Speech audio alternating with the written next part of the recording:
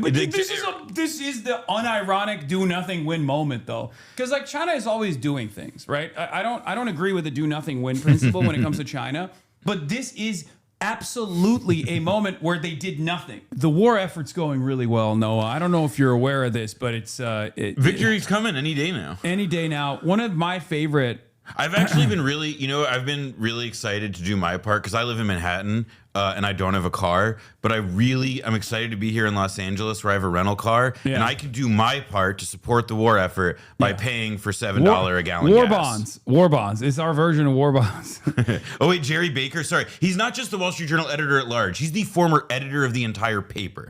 Iranian media says there was no direct or indirect contact with Trump and claims he withdrew after threatening to attack West Asia energy facilities. The unsettling reality is that with this president, Americans in wartime are in an unprecedented position of having to suspect that the enemy's version of events is more likely to be true than our own. We have become Baghdad Bob. He has to say that because we were always Baghdad Bob. I'm sorry. There's never been a moment where we're not Baghdad Bob. Sorry, you're telling me that the ex-editor of the paper who moderated presidential debates in 2016 for Fox Business News might not be letting on all that he knows about the failures of media? Been this. The only difference is Trump is so vulgar and so incompetent that there is no liberal patina that even the previous formation was able to slap on. It's totally fucking ridiculous. It's totally, this is what I wanted to show. Oh, this is all I love. This is the best. I read this aloud to myself. This is the best sequence of events. Friday's press gaggle, barely exaggerated. At 12:03 p.m., President Trump told reporters he wanted a ceasefire with Iran. At 12:05, he declared victory. At 12:07, he announced he was sending Marines. At 12:08, he said no boots on the ground. How do you do that in 60 seconds? At 12:11, he said he did not want a ceasefire. At 12:16, he declared victory again. At 12:17, he asked for a ceasefire. At 12:23, he told NATO they were cowards. At 12:29, he said Iran was begging for a ceasefire. At 12:31, he said everything was perfect. At 12:36, he said $500 oil was a good thing. At 12:37, he demanded Iran open the Hormuz. At 12:39, he said Hormuz was never closed. At 12:41, he said the U.S. was not at war with Iran. At 12:42, he declared victory in Iran. There's no... What are we doing? There's no way. We're did you hear the next thing though? We've had some developments since this. Where now it appears that we may jointly operate Hormuz. Yeah. Did you see the Dylan Savage? Well, sorry, you're wrong. Pentagon weighs deployment of air troops to Iran. It's like if you were so close. If you blink, you will literally see a role reversal. And my favorite thing, because as you might know, dirty commie and all, I have this principled stance that money is more fake. This is the fakest money has ever been. Okay? There's no world where the stock market is associated with any fucking fundamentals whatsoever. We have never had money be so fake in our entire lives. Because while this guy is contradicting himself, sometimes in the same minute, sometimes in the same sentence, the stock market is leaning into whatever they want to hear. And they're going, oh no, it's great actually. Now all of a sudden the markets are stabilizing. Well, I do think it was really funny though that the market went back to taking a bit of a shit and oil went back to increasing as soon as Iran said, hold up, hold a minute, we're not talking. Yeah, look at this. It's so good. At 7:04 a.m. Eastern today, President Trump said the U.S. and Iran have had a productive discussion to end the Iran war. Okay, boom! At 7:10 a.m., S&P surged 240 points, adding $2 trillion to the market cap. 27 minutes later, Iran completely denied all of President Trump's claims and said there has been no contact with the U.S. At 8 a.m. Eastern, the S&P 500 had fallen 120 points, erasing $1 trillion in market cap. There is a $3 trillion swing market cap in 56 minutes just in the S&P 500. Yeah, I love that. The S&P 500, famous for its volatility. Yeah. That's it's hard to convey just how, what you don't hear anybody say anymore? What? Nothing ever happens. Yeah, that's true. I think we gotta be. Eviscerated. We are in something. Bro, and we're not out of it, and it's not ending anytime soon. When Francis Fukuyama is running around being like, countries need to develop nuclear sovereignty pronto, it's fucking over, baby. I do think that there is like, but this goes to something that you were getting at though about like why it's like these third way people, like nobody listen. Like you got the fucking Jerry Baker at the Wall Street Journal saying like we can't trust our president or whatever. Like it's just hard to convey how strange and surreal it is to have something this yes, this is what I was talking about. Which, by the way, look up somebody find the Iranian embassy in I think South Africa. They copied the tweet. Oh, really? Yes. Trump tells reporters that the Strait of Hormuz may be jointly controlled by me and the Ayatollah. Oh, that's brilliant. That's fucking brilliant, dude. Oh, my Lord. That's so good. Energy industry insider in Iran tells me the following, and it's stunning, says Shrita Parsi. Before the war, Iran produced just shy of 1.1 million barrels of oil per day and sold it at $65 per barrel minus $18 discount, i.e. $47. Today, it produces 1.5 million barrels per day and sells it at $110 with only $2 to $4 a discount. And this does not include petrochemical sales that not only have increased, but are now being sold as a larger set of customers compared to before the war. Moreover, Iran is receiving payments through new mechanisms that bypass the UAE, which were set up after the June war. In essence, and this is really important to understand, Trump and Israel's war has ended up delivering Iran de facto sanctions relief. And on top of that, they're now they're making them pay tolls if they want to pass the fucking Strait of Hormuz. Well, and they're the way that they're making those tolls work. So like in the 1970s, one of the ways that America dealt with the oil shock in 74, in 73, 74, and then in 79, but especially in the earlier phase, was that America, we left the gold standard earlier in the decade, but the biggest one of the biggest, most unheralded parts of that was that we recycled petrodollars by selling all of these governments, crazy huge weapons. That was part of how we fixed all this. We used that geopolitical tumult and that circumstance to reweight the dollar and recreate, and help, restore a stronger dollar by having, these Arab governments spend and Iran at that time spend crazy amounts of money with us on F-6 on fighter jets and whatever.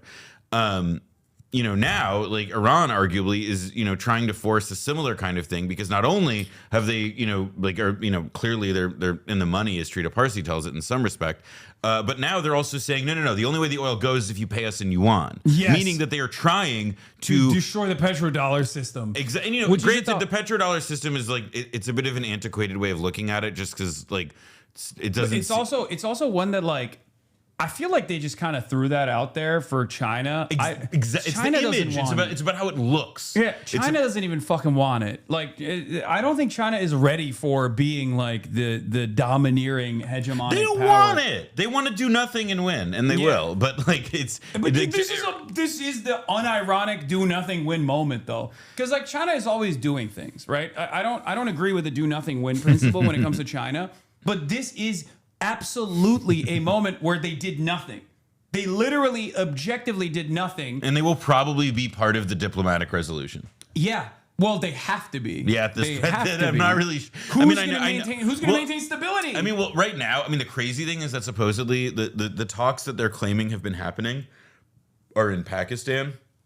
Yeah. Which is also like Islamabad. But it's like, okay, so that's just a rehash of the Oman thing where you're going to like a third party. I personally take offense to as a Turk because we are normally the table. The fact that they're going to Islamabad instead of Turkey is unbelievable. We are the table. We are at the table is really fucked up. You're under the table right now. Yeah, we're under the table currently. Literally, the Iranians lasered one of our helicopters, which is like there's two major military presence in Qatar, and it's America, obviously the biggest one, CENTCOM, and then Turkey. I don't know what the fuck they were doing, flying around their troops, and I believe Aselsan engineers in a helicopter. I don't know what the fuck was going on there, but yeah, they shot down a Turkish helicopter. Islamabad good, bro. Islamabad is Islamophobic. Yeah. Turkey's an intermediary. Okay, never mind. We're still at Hakan Fidan. We're still at the table. Never mind. Confirmed. Turkish source tells Al Monitor the U.S. is asking for talks. Okay, but this is awesome because now all the leaks are just, hey, look at all of our ideas for talks. We Yeah. love talking. We love talking. Yeah, We what a love fucking talking. dude. We love talking.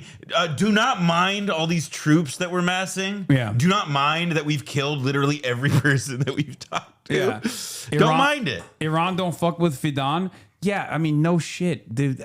Look, Well, duh. yeah, this is. Dude, sorry, but Turkey is literally a principled Second agent. largest standing army in NATO. Come on. Yeah, and also literally has its own sovereign needs, obviously, has its own regional goals, of course. And America sometimes lets them accomplish it, which regional goals basically just like killing Kurds. That's like, for the most part, that's what the regional goals are. But like, but outside of that, there is like tensions boiling between Turkey and Israel, but it doesn't change the dynamic that like Turkey does actually play. Turkey does play a major role in making sure that the Israeli energy grid stays stable. I mean, the pipelines from Azerbaijan go through Turkey, and the Turkish ports are how they deliver the oil and gas to Israel. That's like 45% of Israel's entire energy grid. And there's never been a moment where Turkey has said, yeah, we're going to fucking shut this down. Turks used to deny this, by the way. Ironically enough, now they say, oh, what can we do? We don't have any power. But they used to literally deny it. Well, and like it's like obviously so much more about this than me, but to me it has always struck me that like Turkey's policy is just a triangulation game. Like it's like they know where their people are at on this issue. They know what the demands are of like their current set of geopolitical alliances and strategy. And then there's also like whatever set of policies are good to preserve like the level of accumulation for the people that run the show. And so it's like always finding like what is like like the 5-inch by 6-inch hole in which you can fit something that like meets all those needs. Yeah. But I think the real test of like whether this is unsinkable aircraft carrier or Zog theory will be if Israel gets to wage war against Turkey and then like undermines the entire NATO allegiance altogether. Because like at that point it's like undeniable, right? Like it's fucking ridiculous that America would be like, yeah, you know what, this NATO stuff is too big.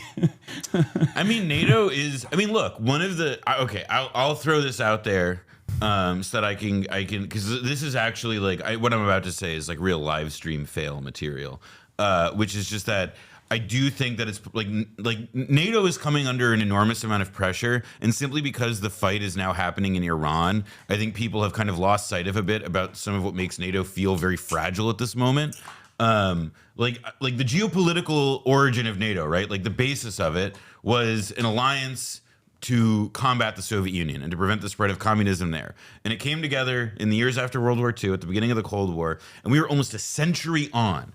And does the strategic rationale that was the basis for the origin of NATO still hold? And I'm posing a question that like was very heavily theorized and discussed in the 1990s in particular. George Kennan had some interesting stuff to say about it as somebody who was one of the ideological inspirations for NATO and a Cold War ideologue who then by the 90s is like, this thing may have run its course. Breaking Anadolu Agence says, oh, this is awesome. U.S. delegation coming to Pakistan in a day or two for possible talks, but Iran's still not ready due to mistrust. Pakistani foreign ministry sources tell Anadolu. Dude, imagine the pump fake. They go and they're not there. I mean, the U.S. is doing that. That's what's happening. This is humiliating. So, please, Erdogan, come to Washington. We need a real government. We need a real government. We can't have these. We can't have these like these losers who show up to diplomacy meetings without knowing if the other people are even going, just because they know how fucked they are. I think they should mock Witkoff and just be like, yeah, we're coming, and then just not show up, and they're. Because, like, what are they going to do? They're, like, talking about blowing up the energy grid in Iran. Okay, Iran has said that they're retaliating. All right, we'll do it back. They keep King Von posting on a daily fucking basis. They literally posted every single energy infrastructure that they will destroy in the entire fucking region. And obviously, a lot of people think, oh, well, this will collapse the GCC, and it will have global impacts that are insanely damaging, but maybe like the entire world will come together and like oppose Iran. But the reality of the matter is, because of the way in which global capitalism works, it creates a massive security flaw it's a fragile ecosystem when you have a country that's willing to fucking not just like take the war back to the principal defenders, but directly to the fucking centers of profit, directly to the centers of capital. Those are American banks, right? Those are American refineries at the end of the day. Like, yeah, it's Saudi Aramco, but like who fucking put those things together? Who still benefits from it? These are still going to be American. These are still going to be American capital owners that are not benefiting from their investments getting blown up. And even if we don't directly own this stuff anymore, or even if we're not directly a part of it, like, I don't know, who pays for Saudi Arabia's, who supplies them with their military technology, who supplies all of these people, like essentially the rudiments of state making, let's call it, like all of the things that you need to do to be able to administer power, administer government in the 21st century. Saudi Arabia, Qatar, the UAE, none of those countries could do any of it were it not for the largesse of the United States, like coming, on the other side of the table. Like that is what the U.S. brings to the bargain. Yeah. Also, massive explosion heard in Tehran, along with air defenses. Like they're still being fucking bombed. Oh yeah, great. But I do love personally that Donald Trump went from, oh, we're gonna blow everything up, to this. Not war, not war, not war. Just peace, just peace. Just peace. No war! Forever, forever. Peace forever. No crazy war. No crazy. No crazy war. No guerra. He went in a matter of like, 2 to 3 weeks. He went from yes war to no war, no crazy war, just peace. Peace forever. They should immediately release Maduro, by the way, which is really fucked up. But Free my man. yeah, free my man. High school walkout. Free Maduro walkout. 3 p.m. Netanyahu just spoke to Trump. Oh, wonderful, wonderful. I just spoke to President Trump. Here, read it. I spoke earlier today with President Trump. He believes there is a chance to leverage the military achievements of the war to get all of the objectives of the war through an agreement. Such an agreement will safeguard our interests. I think these guys don't.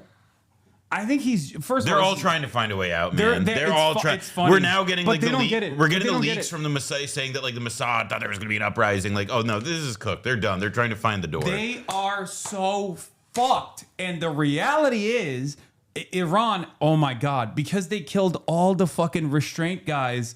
They killed all the restraint guys, so the rest are like, no, we have the fucking upper hand. Have you seen Jalali's posts?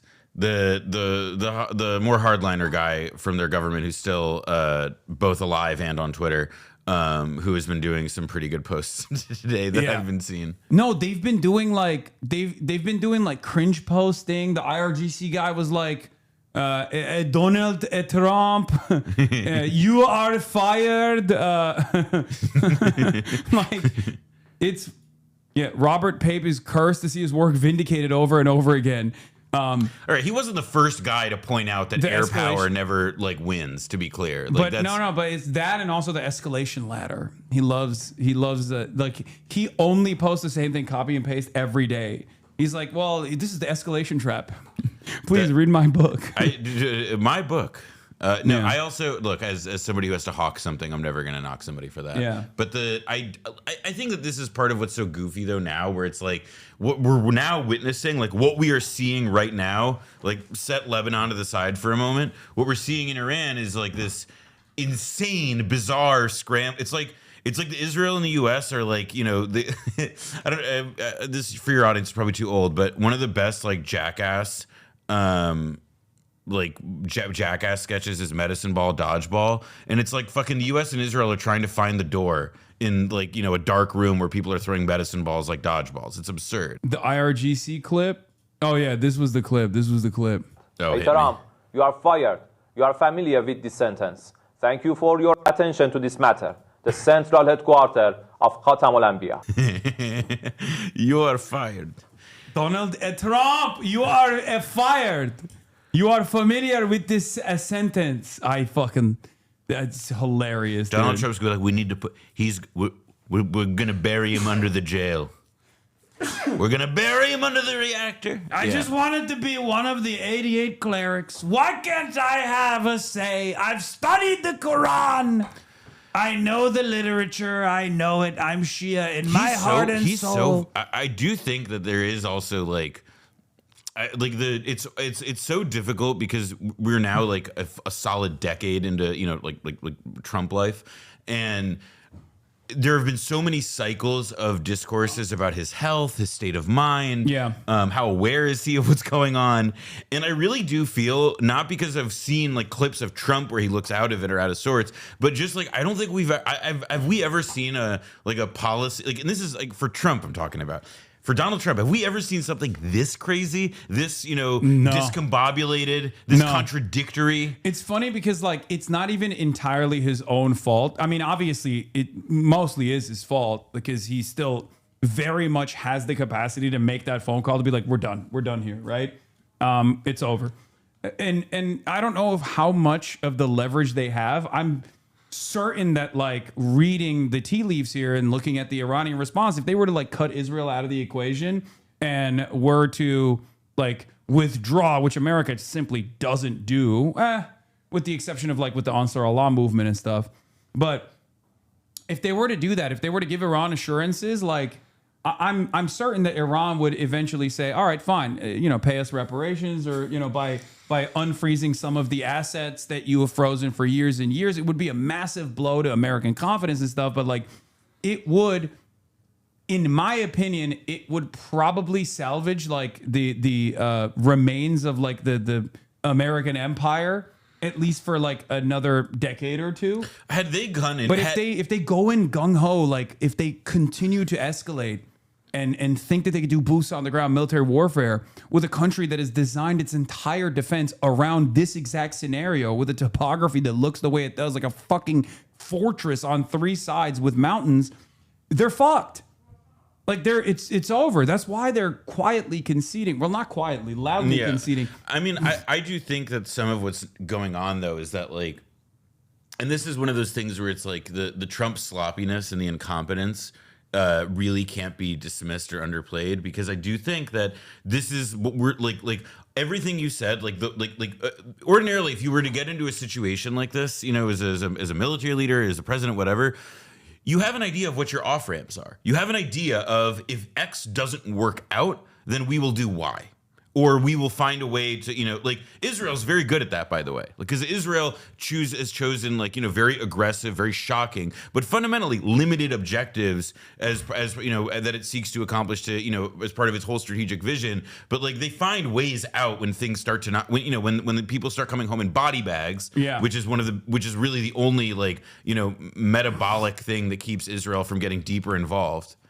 But like, to me, this is where it's like, this is evidence of Trump had no plan to get out. And because there's no plan, he's in this like really it's a political trap. It's entirely a political trap. Because as you say, there's no reason he can't just, make the call and say we're done. It's that he has to come up with like a basis for political legitimacy to do that. And he's done so many different things, plus not having had the forethought. He doesn't have any way of accomplishing that. There is no political victory, even partial, that he can claim at this moment that we can yet see. And we're now entering week 3 or whatever the fuck of him trying to find simply that. Can Iran give Trump a world peace award to end the war? I actually think that kind of logic is like where we are headed, because we're not going to see actual like things on the ground, or like a major like a new treaty. I know that we are in week 4. I think that they had a week where they thought they could really win this thing, and we've been 3 weeks of like, oh fuck, of like, where do I go? The reason why I brought this is a theory that is like maybe a little lib-brained of me, but like, I truly think Donald Trump doesn't believe in the competence of his own intelligence community and his own like generals, and time again he is like, listen to Vladimir Putin or even Benjamin Netanyahu in this instance. Like, he will just be like, his own generals will come up to him and be like, dude, we're going to run out of fucking batteries. We're going to run out of defense systems. Like, we don't have the procurement strategy to develop in a rush, just in time manufacturing system that we have, like develop in a rush, like all the fucking missiles that are necessary for keeping up this defense.